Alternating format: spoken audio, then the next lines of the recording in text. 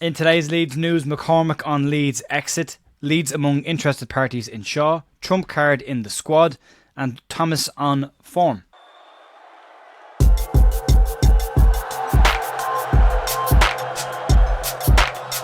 Morning folks, Jer here on Monday morning the 30th of September with your Leeds United news. Daniel Farke has just been going through his press conference. We're not going to cover that in much detail here. We will cover it later on tonight in the review from the weekend's games and the preview ahead to the game tomorrow night against Norwich City. We'll talk more about that. Not all good news from what we've seen so far, some injury worries that might see some changes needed to be made, but maybe changes that we needed to see in one sense, but we'll talk about them more later on this evening. For right now, we'll crack on with the news, and we'll start off around former Leeds United striker Ross McCormack has been speaking about a lot of things in his football career, but during the conversations he had with Goal, one of the things he talked about was the circumstances that surrounded his controversial exit from Leeds United back in 2011. To set the scene for those who may not be aware of things at that stage, Leeds wasn't a great place to be around. Massimo Cellino was very much in charge of the club. We had gone through a stage where Brian McDermott had been fired and rehired. McCormack himself had appeared on Sky Sports News, touting himself as a possible sellable asset from the club if anybody wanted to buy him at that time. Fans had at one point backed Massimo Cellino into the ground, and the club in general all around the place was a massive mess, and the current manager was Dave Hockaday, which says everything that you'll need to know around this.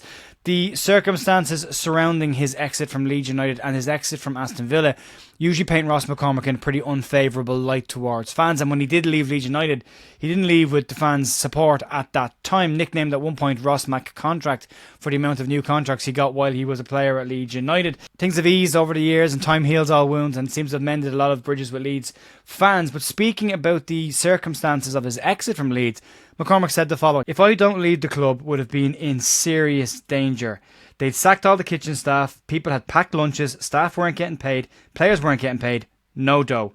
They had absolutely no money. It was that bad that they were now protecting their assets. When I came in for the first day of pre-season, you walk out in your trainers, you carry your boots, but Dave Hockaday says you won't need them. The owner says you're not to train. He wanted to make sure I didn't get injured, and when I left the club, he said in the media that I'd refused to train, just trying to cover their back." Now, McCormack had some interesting comments on his exit from Aston Villa, or what led to his exit from Aston Villa, which was at the time described as a player refusing to go to training because a 4-foot gate was locked, and Steve Bruce calling to his house, hopping the gate and showing how easy it would have been to get out.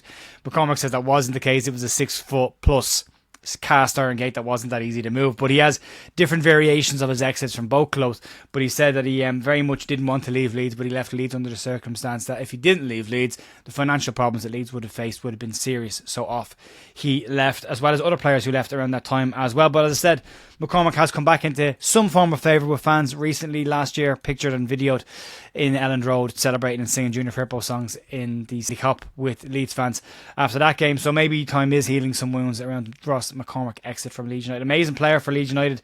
At one point, he scored 58 goals, had 31 assists in 157 games for Leeds United. He was an absolute star for Leeds at one point in his career. Captain of the side, never forget goals that he scored against Huddersfield the day after Brian McDermott had been fired and Leeds had no manager. The day after, he'd been on Sky Sports touting himself as a possible player to leave Leeds. So an interesting period in Leeds history, but McCormack's recollection of things slightly different to what was told to the media at the time.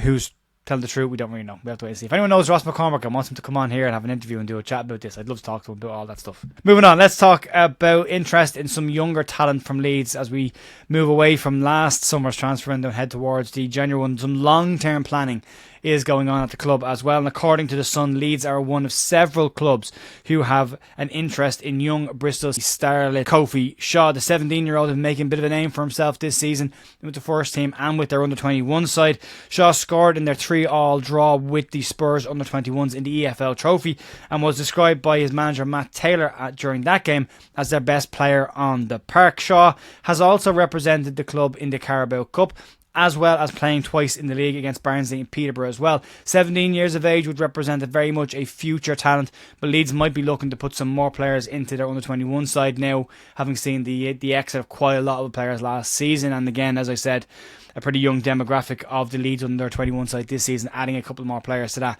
might not be a bad idea, especially ones who've got a bit of firepower, and prepare them to get into the Leeds United first team at some point in the future. Tanaka has arrived at Leeds United with a bit of fanfare, and everyone's quite excited about what the player will bring to the club and what we've seen of him so far. Has everyone pretty happy with what the player can deliver? Daniel Farke has tried to sign Tanaka on 2 separate occasions. He tried to sign him last year, but that fell apart after the player got injured in training just before he was due to travel to Leeds to discuss the move. But Farke eventually got his man, and he joined Leeds United this year. And even the calmly spoken Leeds United manager has gotten excited at some points when discussing what Tanaka could possibly bring to the Leeds United squad. But he's not the only one. It's not just Leeds fans that are excited about what Tanaka can bring. Former teammate Christoph Klarer has been speaking about Tanaka and has some lovely words for Leeds fans and what they can expect from Tanaka in a Leeds shirt. Speaking to Leeds Live, the Birmingham City centre-back said, "He's a very technical and agile player. You could always see that he was ready for the next step when I played with him at Dusseldorf. I think he has the ability to direct the play and set the tempo for Leeds, but he will need time to adjust. Time management and expectation management are going to be massively needed for Tanaka and the other new players that have come into Leeds to settle down. Everyone's very excited about what they're delivering right now, but some level of management of expectations is needed as they learn to settle into life in the UK, as well as settle into life in Leeds, and then settle into playing in the Championship and the style of football that they will come up against with different games every single week in the Championship. And this week will be an eye-opener for most of them, with a game on Saturday just gone, game tomorrow night, Tuesday night, and then a game on Friday night as well. They won't be used to that very often, but if we can manage expectation well, we've seen a decent player now, Tanaka, so far, and we'll probably get a much better look at him now tomorrow night. What it looks like now, Ethan Ampadu will miss the game and could miss a couple of weeks as well with the knee injury that he's picked up after the tackle on Saturday. So hopefully Tanaka can slot in there. Good that we've got the extra players in there now. We've got the adaptability. Leeds might have to play slightly more advanced now, which might not be a bad thing in the long run. And then moving on to the final story of today, and this one relates to Leeds United under 21 player Luca Thomas. The under 21 player has started this season pretty much in the same fashion he finished and played most of last season. That is in very impressive form so far.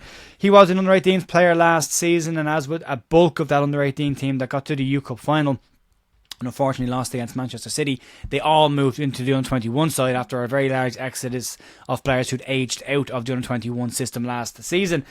Given the very young age demographic, this team have started the season pretty well. A couple of draws, a couple of defeats, a win.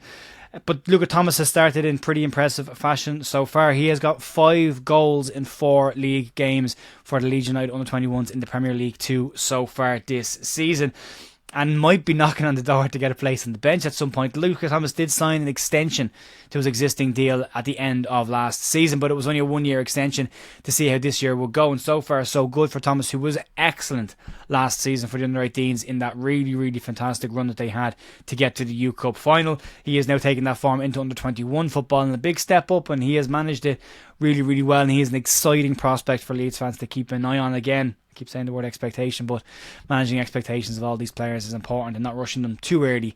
But there could be some opportunities for Luca Thomas maybe to make the bench for an FA Cup third round game later on this season.